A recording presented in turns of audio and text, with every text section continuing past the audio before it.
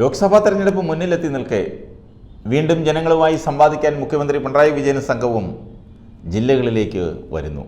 നവകേരള സദസ്സിൽ പൗരപ്രമുഖരുമായാണ് മുഖ്യമന്ത്രി മന്ത്രിമാരും ഒന്നിച്ചിരുന്നതെങ്കിൽ ഇത്തവണ സാധാരണക്കാരുമായി മുഖാമുഖം പരിപാടി നടത്താനാണ് തീരുമാനം. ഈ മാസം 18-ാം തീയതി മുതൽ മാർച്ച് 3 വരെ മുഖ്യമന്ത്രി പിണറായി വിജയനും സംഘവും മുഖാമുഖം പരിപാടിയുമായി ജില്ലകളിലെത്തും.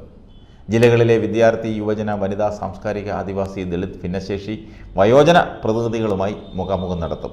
കൂടാതെ പെൻഷൻകാരുടെ സംഘടനാ പ്രതിനിധികളും തൊഴിലാളി, കർഷക തൊഴിലാളി, റെസിഡൻസ് അസോസിയേഷൻ പ്രതിനിധികളും സമൂഹത്തിലെ വിവിധ ആളുകളുമായി സംവാദം നടത്തും. ഒരു ദിവസം ഒരു ജില്ലയിലെ പരിപാടിയിൽ പങ്കെടുക്കും. രാവിലെ പ്രഭാത ഭക്ഷണത്തോടെയാണ് മുഖാമുഖം തുടങ്ങുന്നത്. ഒരു ജില്ലയിൽ എത്ര പരിപാടി വേണമെന്ന കാര്യത്തിൽ പിന്നീടാണ് തീരുമാനിക്കുന്നത്. സുധാകരനും വി ഡി സതീശനും നയിക്കുന്ന സമരാഗ്നി എന്ന ജനകീയ പ്രക്ഷോഭയാത്ര 9-ാം തീയതി കാസർഗോഡ് നിന്ന് തുടങ്ങുന്നുണ്ട്. കേന്ദ്ര സംസ്ഥാന സർക്കാരുകളുടെ ജനവിരുദ്ധത തുറന്നുകാട്ടിയാണ് കോൺഗ്രസിൻ്റെ സമരാഗ്നിയുടെ ലക്ഷ്യം. ഇതിന് ബദലാണ് മുഖ്യമന്ത്രിയുടെ മുഖാമുഖം പരിപാടി. ഈ പരിപാടി സംബന്ധിച്ച് മുഖ്യമന്ത്രി കഴിഞ്ഞ ദിവസം ഉന്നത ഉദ്യോഗസ്ഥരുടെ യോഗം ഓൺലൈനായി ചേർന്നിരുന്നു. യോഗത്തിൽ മന്ത്രിമാരും chief secretary, additional chief secretary, സെക്രട്ടറിമാരെ, പ്രിൻസിപ്പൽ സെക്രട്ടറിമാരെ തുടങ്ങി സംസ്ഥാന പോലീസ് മേധാവി ഉൾപ്പെടെ മറ്റ് വകുപ്പ് മേധാവികളും ഒക്കെ പങ്കെടുത്തു.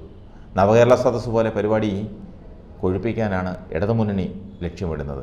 ഏതായാലും ഇതെല്ലാം നടക്കുന്നത് ലോക്സഭാ തെരഞ്ഞെടുപ്പ് മുന്നിൽ കണ്ടാണ്.